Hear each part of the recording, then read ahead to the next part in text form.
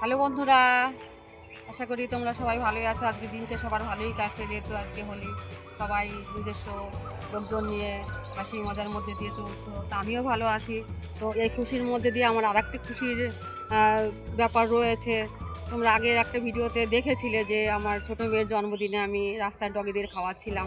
তো আমার সেরকমই ইচ্ছা ছিল যে বড় মেয়ের জন্মদিন হবে, সেদিন আমি খাওয়াবো। কিন্তু বড় মেয়ের জন্মদিন যেদিন ছিল সেদিনকে বাড়িতে লক্ষ্মী পুজো ছিল, তো ওর জন্য তো করা হয়নি। যেহেতু বাড়িতে নিরামিষ পুজোর দিন মাছ মাংস তোলা হয় না, সেদিনকে ওর জন্য তুলতে পারিনি। তো আজকে বেরিয়ে পড়লাম, আমার বড় মেয়ে আর আমি বেরিয়ে পড়লাম। এই দেখো, রাস্তার ডগিদের জন্য মাংস ভাত রান্না করে বেরিয়ে পড়লাম। তো তোমাদের কাছে আমার একটাই কথা, যে এইভাবে তোমরা আমার পাশে থেকো বা আমার চ্যানেলটিকে সাবস্ক্রাইব করে দিও, আর আমি যেন এইভাবেই খাইয়ে যেতে পারি, তোমরা সেই আশীর্বাদ করো, ঠিক আছে? পরবর্তীতে কীভাবে খাওয়াচ্ছি, কীভাবে দিচ্ছি, নিশ্চয়ই তোমরা ভিডিওটা দেখতে পাবে। আসলে ব্যক্তিগত কিছু কারণের জন্য ভিডিওটা একটু দেরিতে আপলোড করছি, তার জন্য সরি।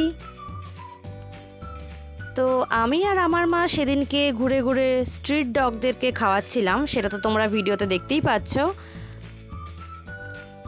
অ্যাকচুয়ালি আমাদের বাড়ির আশেপাশে অনেক স্ট্রিট ডগ ঘোরাফেরা করে, তো মায়ের বরাবরই ইচ্ছে ছিল মাঝে মাঝে তাদেরকে এসে কিছু খাওয়ানোর। এবং এর আগেও আমি আর আমার মা মিলে এসেছিলাম আমার বোনের জন্মদিনে স্ট্রিট ডগদের খাওয়ানোর জন্য।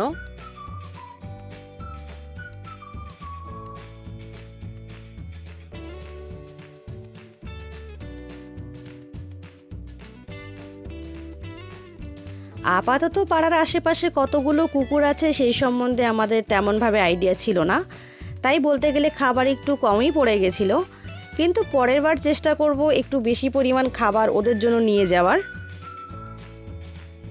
তাও বলতে গেলে এবার 30টার মতো স্ট্রিট ডগকে আমরা খাওয়াতে পেরেছিলাম।